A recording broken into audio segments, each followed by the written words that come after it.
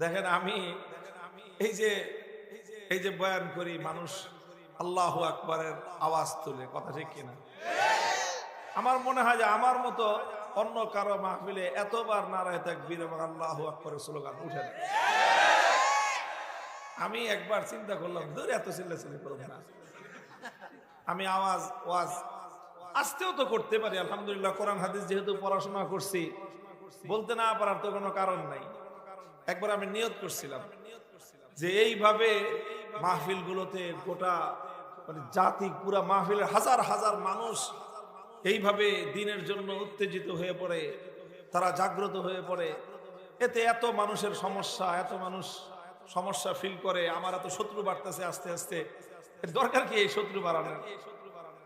এবার নিয়ত করছিলাম যে কথা এখন থেকে আর আস্তে আস্তে। পরে আমি স্বপ্ন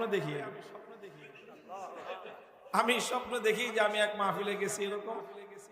পরে আমি 1 ঘন্টা ওয়াজ করার কথা, আমি 50 মিনিট ওয়াজ করছি আস্তে আস্তে স্বাভাবিকভাবে।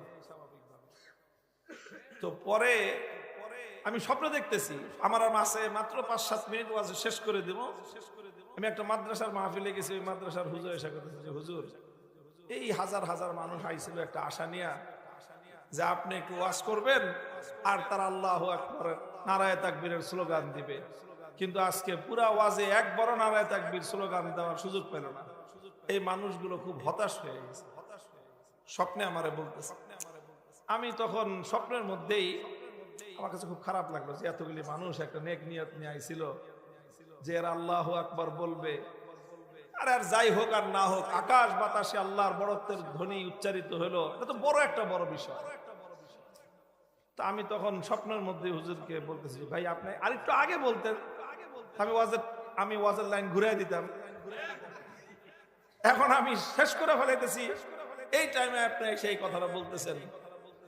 তো পরে আমি ঘুমের মধ্যেই আমার বুকটা খুব ভারী হয়ে থাকলো যে এতগুলি মানুষ আল্লাহর বান্দারা একটা নেক নিয়ত নিয়ে আসছিল, যে তারা তো কত রকম মানুষের স্লোগান দেয়।